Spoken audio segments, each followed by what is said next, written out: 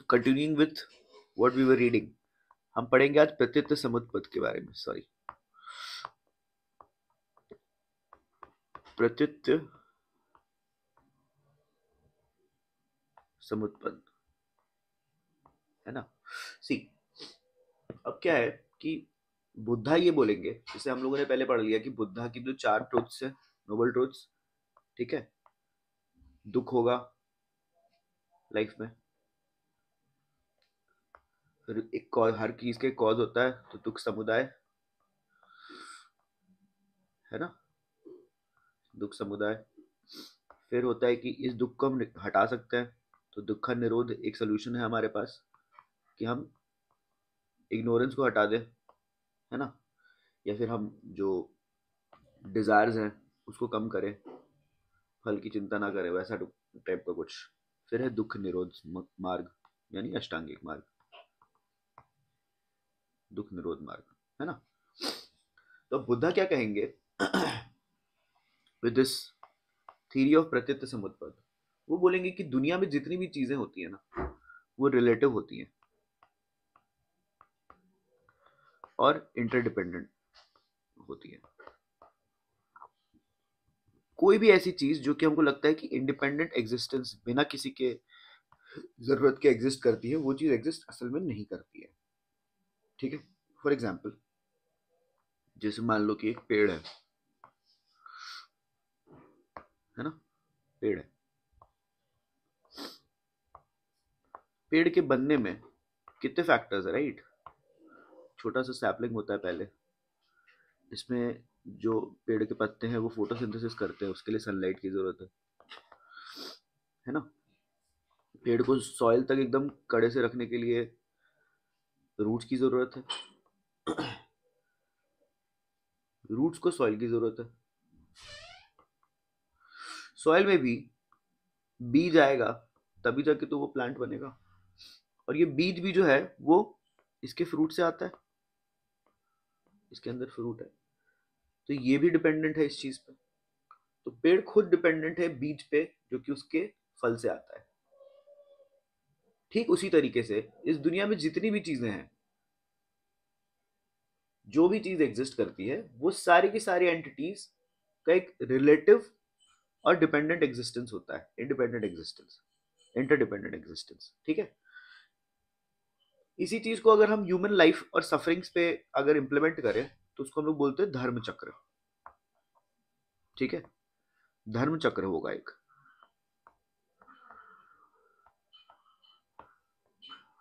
जो भी जाति जरा भरना वो हम बाद में बताएंगे, ठीक है। बुद्धा ये बोलेंगे कि हम लोग के पास जितनी भी सफरिंग है ना, जो भी हम सफर करते हैं, उसका एक रीजन है, और उसका रूट कॉज है इग्नोरेंस। हम सफर इसलिए करते हैं क्योंकि हमको क्या लगता है कि जो चीजें इम्परमानेंट हैं, दुनिया की सारी चीजें इम्परमानेंट हैं, there is constant flux in the way universe is operating. जो भी हमको लगता है कि परमानेंट सेल्फ है, असल में वो कुछ एग्जिस्ट ही नहीं करता, और ये इग्नोरेंस हमको रहता है, इसके चलते हम सफर करते हैं। इग्नोरेंस जैसे हमें लगता है कि हमें कोई एक चीज मिल जाएगी, get that thing is equals to happiness, है ना, दैट डिजायर। अब यही इग्नोरेंस है। हम सोचते हैं कि अगर हम कोई चीज अचीव कर लेंगे तो हमें खुशी मिल जाएगी, हमें हैप्पीनेस मिलेगा, बट असल में वो ट्रू नहीं होता। हमें कुछ भी मिल जाए, हम उसकी और ज्यादा आस करते हैं।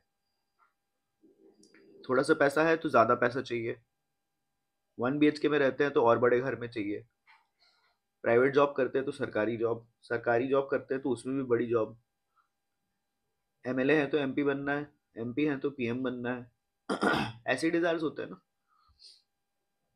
शादी हो गई तो बच्चा करना है, डिजायर्स ही हैं ये सब।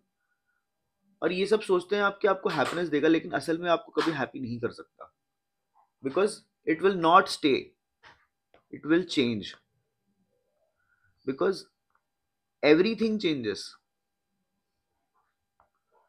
है ना, everything changes. everything is momentary.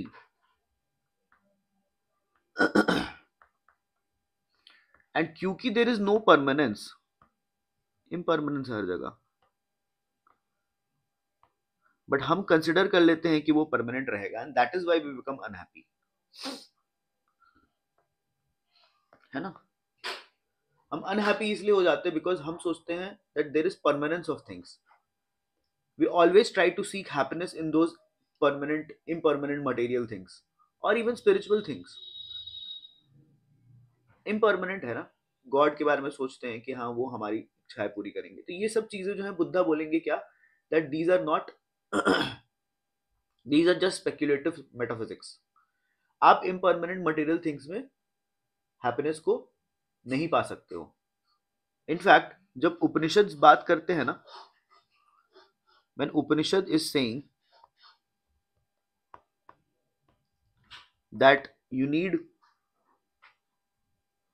to chase that transcendental self, right? Permanent self, आत्मा, सोल की बात करेंगे. Transcendental permanent self.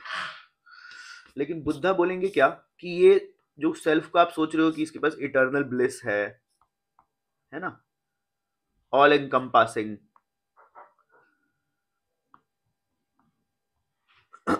ओमनीसाइंट बीइंग, हर चीज का नॉलेज है इसे, और हमेशा परमानेंट इटर्नल ब्लिस में रहता है. इस चीज को चेज करना बंद करो, because that is just what is speculative metaphysics. ठीक है. ये जो सो कॉल्ड परमानेंट सेल्फ है, this is nothing but a composite, मिल के बना है ऑफ 5 स्कंधास.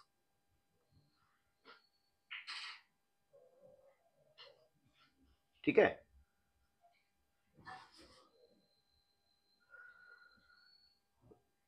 स्कंधा का मतलब क्या होता है?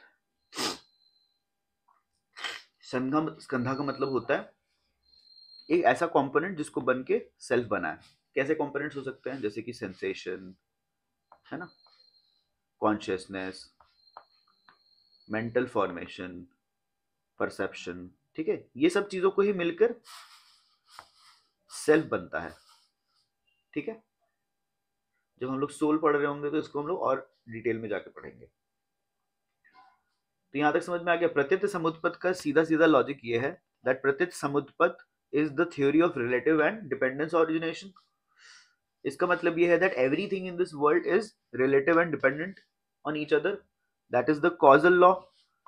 ये कॉजल लॉ है यूनिवर्स का और इंडिविजुअल्स का भी. हर एक इंडिविजुअल का कॉजल लॉ है. Everything has a cause, nothing doesn't come out of nothing. कोई भी जो इफेक्ट होता है वो कोई कॉज से ही प्रोड्यूस होता है. And that is what is being applied. कि इस फिनोमिनल वर्ल्ड में, इस फिजिकल वर्ल्ड में हर चीज रिलेटिव और इंटरडिपेंडेंट है. ठीक है. 4 नोबेल ट्रूथ हमने पढ़े, उसी का एक फिलोसफिकल इम्प्लीकेशन है ये प्रत्येक समुत्पत्ति, थ्योरी ऑफ डिपेंडेंट ओरिजिनेशन. जिस तरीके से एक पेड़ को बनने में मल्टीपल फैक्टर्स होते हैं, सनलाइट, रूट, सॉइल, सीड, उसी तरीके से हर चीज जो दुनिया में एग्जिस्ट करती है वो चीज किसी ना किसी चीज पे इंडिपेंडेंट है. हमें क्या लगता है लेकिन कि इंडिपेंडेंट चीजें एग्जिस्ट करती हैं, and that is the ignorance that we have. उसके चलते हम क्या करते हैं? हम सफर करते हैं. There is ignorance. इसी चीज को जब हम इंप्लीमेंट कर देते हैं ह्यूमन लाइफ पे, उस चीज को हम बोलते हैं धर्म चक्र. हम उसको एक्सप्लेन करेंगे लास्ट में. And it is because of this that we suffer, because we are in constant ignorance about there being something permanent. और इसको खत्म करने के लिए हमें 8-fold पाथ फॉलो करना है. ठीक है. हम हमेशा सोचते हैं कि अगर हमको वो चीज मिल जाएगी हमें हैप्पीनेस मिलेगा, लेकिन हैप्पीनेस एक परमानेंट चीज में खोजते हैं जो कि असल में परमानेंट है ही नहीं. Change is the reality. Change is the only constant. The world is in constant flux. Everything is changing, hence everything is momentary, hence everything is impermanent, and considering impermanent things to be permanent we become unhappy, and that is the ignorance. The ignorance is that if we get something we will be happy, है ना. इसी चीज के लिए वो क्या करते हैं? फ्लेम का एग्जाम्पल देते हैं, ठीक है, बुद्धिस्ट फिलॉसफी फ्लेम का एग्जाम्पल देंगे। वो बोलेंगे क्या कि फ्लेम जिस तरह से मोमेंट्री होता है, हर सेकंड में आप देखोगे तो फ्लेम अलग है, मोमेंट्री इन नेचर होता है, उसी तरीके से सारी की सारी जो चीजें होती हैं दुनिया में वो भी मोमेंट्री होती हैं, ठीक है। क्योंकि बुद्धा जो है एक एथिकल टीचर थे, इसलिए वो नहीं चाहते थे कि उनके डिसाइपल्स हैं वो मेटाफिजिकल इंक्वायरीज में, मेटाफिजिकल स्पेकुलेशन में आंसर ढूंढने की कोशिश करें, बिकॉज उसका कोई आंसर था नहीं, ठीक है। समझ में आ गया यहाँ पे? जिस तरीके से फ्लेम में अगर हमको फायर लगाना है तो उस केस में हमको कॉटन चाहिए, है ना, मैचस्टिक चाहिए, ऑयल चाहिए, ऑक्सीजन चाहिए,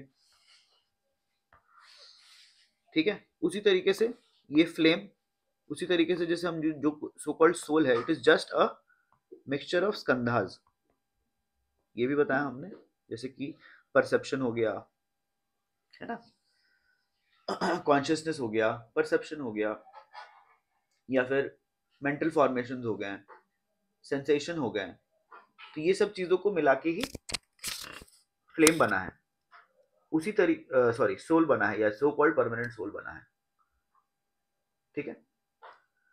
तो इस चीज को हम कवर कर लेते हैं। देखिए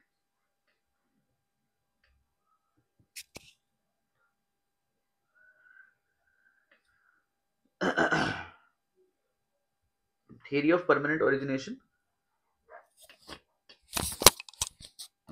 theory of permanent origination foundation है बुद्धा की फिलॉसफी का, ये ले लेते हैं, इसको उड़ा देते हैं, ठीक है।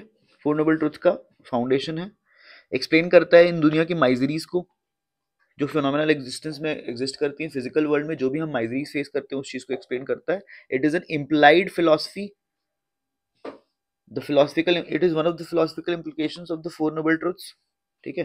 Four noble truth, sorry, this is the philosophical implication of these four noble truths, ठीक है, ये हमने पढ़ लिया था।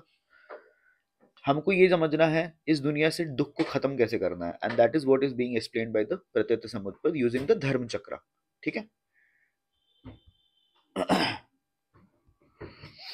देखिए लिखा है states that all the entities have relative dependent existence, यही पढ़ा अपन ने वहां पे। कॉजल लॉ है यूनिवर्स एंड इंडिविजुअल लाइफ्स का, ये एग्जाम में लिखेंगे अपन। अभी तक आपको कंसेप्ट समझ में आया, अभी एग्जाम में क्या लिखना है।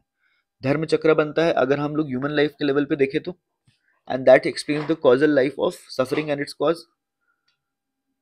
Past present and future continuum बताता है। रूट कॉज सबका सफरिंग का इग्नोरेंस है, जो कि है अविद्या, और वो होता है तृष्णा से।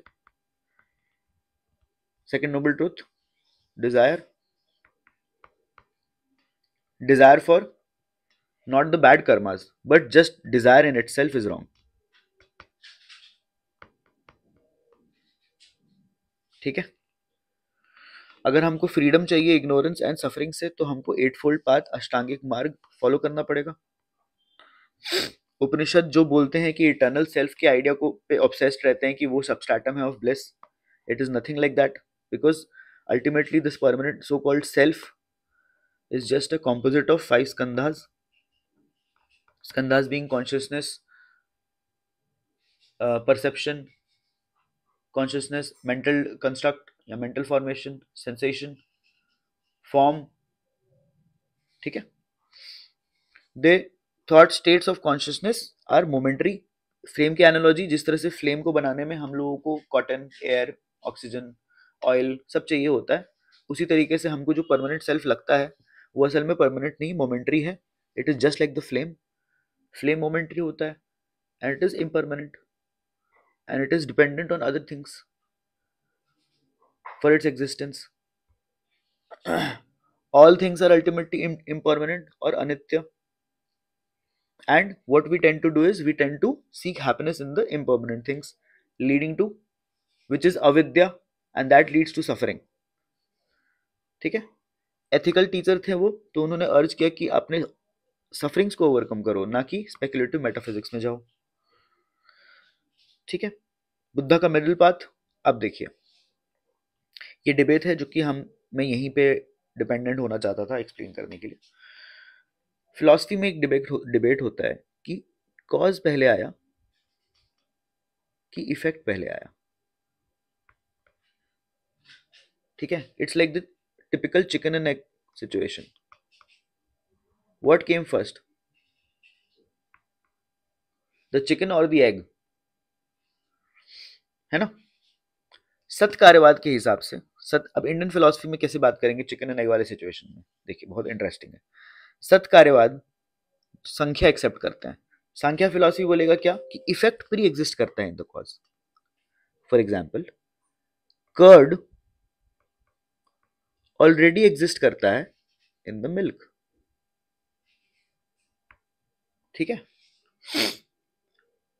कि कर्ड जो है वो पहले से एग्जिस्ट करता था मिल्क में, and thus it is not a new beginning. ठीक है, उसको बोलेंगे it is not a new beginning, so it is, this is सत्कार्यवाद। That is one part of the philosophy, one part of the understanding at that time. ठीक है, कि chicken पहले से अंडे में एग्जिस्ट करता था। इट्स लाइक दैट, चिकन कोई नया ओरिजिन नहीं है। असत कार्यवाद, न्याय वैशिष्ट क्या बोलेंगे कि effect is totally a new creation, that curd is not equals to milk. Curd अलग चीजों से मिलकर बना है, उसका टेस्ट अलग है, टेक्सचर अलग है, कलर भी हल्का अलग हो जाता है, हमेशा व्हाइट नहीं रहता, डेंस हो जाता है थोड़ा। तो effect is totally a new creation, that the chicken is different from the egg,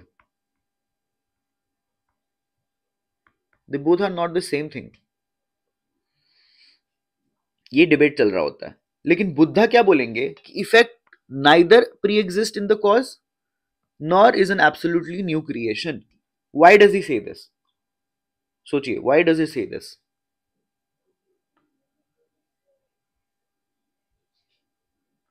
He says this because as we talk about in the प्रत्यय समुत्पद, जैसे फ्लेम को जलाने के लिए we need multiple factors, जैसे पेड़ को बनाने के लिए we need multiple factors, इसी तरीके से आप जो सोच रहे हो कि इफेक्ट एक अलग कॉज हो गया, एक अलग एंटिटी प्रोड्यूस हो गई जो परमानेंट एंटिटी है ना, एकदम रियल है, इट इज नॉट सो। आप अभी के टाइम पे जो कर्ड देख रहे हो, नेक्स्ट टाइम पे शायद वो कर्ड हो भी ना, थोड़ी देर बाद वो खट्टा भी हो जाता है, तो वो स्टेल कर्ड हो गया, है ना। कर्ड बनने से पहले वो थोड़ा ऐसा टाइम आएगा जिसमें वो ज्यादा खट्टा भी नहीं हुआ होगा और कर्ड भी नहीं बना होगा, तो एक ट्रांजिशनरी फेज है। हर सेकंड पे वो दूध कन्वर्ट हो रहा है into the curd, and curd is converting into something else after it is formed. So every particular second is dependent on its preceding second, right. अपने पुराने कंडीशन पे वो डिपेंडेंट है, पुराने प्रीवियस कंडीशन पे डिपेंडेंट है, मल्टीपल फैक्टर्स भी उसको कंट्रोल कर रहे हैं। अगर आपने फ्रिज में रख दिया दही को, तो उस केस में वो जल्दी जमेगा नहीं। अगर उसको थोड़ी देर बाहर रखोगे, फिर जाके फ्रिज में रखोगे, बनने के बाद वो रखोगे फ्रिज में, तब वो ज्यादा बेटर टेस्ट करेगा, है ना। तो point is that there are multiple factors which at one point of time are influencing something to for it to happen. It's like the universe is conspiring to make some things happen. Me and you are able to study for this exam is because the universe is conspiring into something good, something. There are some factors. You might have seen someone in your society who is an officer, and then you would have gotten influence to do that. आपने कभी कोई video देखी होगी जहां देखा होगा कि IAS की पावर क्या रहती है, तब आपको इंस्पिरेशन मिली होगी। आपने सिलेबस देखा होगा, आपको मजा आया होगा देख के, तो आपने डिसाइड किया होगा कि एग्जाम की प्रिपरेशन करनी है। And this is what Buddha is saying, that one particular movement whatever is happening is dependent on a variety of factors, and hence it is not an independent existence, cannot be an absolutely new existence, and neither can we say that this effect was already pre-existent in the cause.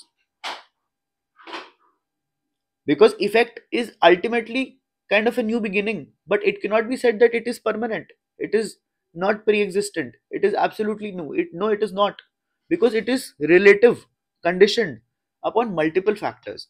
That is what is being explained in the pratyata samutpad, है ना. धर्म चक्र की बात की थी अपन ने, तो इसमें तीन तीन चीजें होंगी. यहाँ डायग्राम गलत लिखा हुआ है, मैं आपको एक्सप्लेन कर देता हूँ. धर्म चक्र, ignorance is the root cause of everything, but ignorance is the root cause of all the karma, the impressions of karma or samskar. Okay, samskar is the thing which results in vignan. आपके पास कर्मा के impressions हैं, तभी जाके एक initial consciousness या embryo form होता है ना. आपको कर्म के इंप्रेशंस मिल रहे हैं, तभी एक एम्ब्रियो फॉर्म हो रहा है. ये है पास्ट लाइफ के बारे में. अभी तक पास्ट लाइफ पढ़ा अपन ने,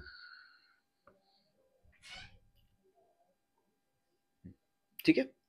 प्रेजेंट लाइफ में psychological organism which is dependent on विज्ञान. एम्ब्रियो से साइकोलॉजिकल ऑर्गेनिज्म बना, ह्यूमन बन रहा है. नाम रूप, जो ह्यूमन बॉडी है इज नाम रूपा, ठीक है. फिर इनके 6 ऑर्गन्स होते हैं, सदयातना, और ये इनसे स्पर्श करते हैं. स्पर्श, सेंस ऑब्जेक्ट कांटेक्ट, जिससे एक सेंसेशनल फीलिंग होती है of with pleasure.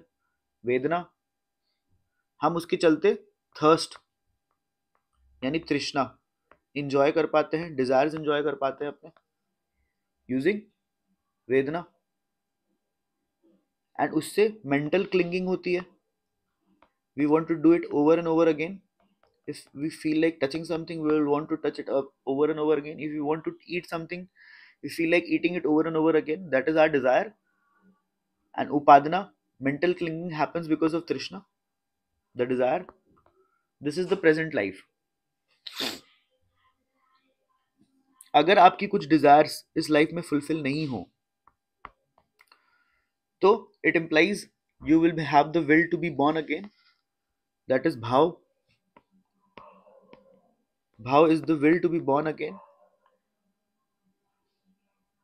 which will lead to jati, which means birth and rebirth according to whatever karmas that you have done.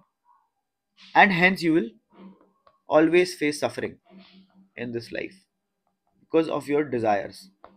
Jara marna, suffering in this life. This is the future life that we talked about. ठीक है, समझ में आ गया आपको. PDF में सही मिल करके मिल जाएगी, but you have to understand what is happening. Past, present and future के कॉन्टिनम को डिस्क्राइब किया गया यहाँ पे, जहाँ ignorance is the root cause of everything. Ignorance leads to impressions और संस्कार. उससे एक कॉन्शियसनेस फॉर्म होती है जिसको विज्ञान कहते हैं. विज्ञान से होता है नाम रूप, साइकोलॉजिकल ऑर्गेनिज्म, जिसके 6 ऑर्गन्स होते हैं. सदयातना, जो टच करना चाहते हैं ऑब्जेक्ट्स को, सेंस ऑब्जेक्ट्स को टच करते हैं. स्पर्श, जो कि रीजन होता है सेंस एक्सपीरियंस का. वेदना, प्लेजर, इससे डिजायर्स बनती हैं. तृष्णा, जो कि मेंटल क्लिंगिंग में रिजल्ट करता है. उपादना, this is the present life. इसके चलते if there are desires which are unfulfilled, there will be a bhav to be reborn again, and hence we get reborn. Birth and rebirth चलता रहता है, जाति, and hence the suffering continues, which is जरा मरना. ठीक है, इस lecture में इतना ही. नेक्स्ट हम पढ़ेंगे क्षणिकवाद के बारे में.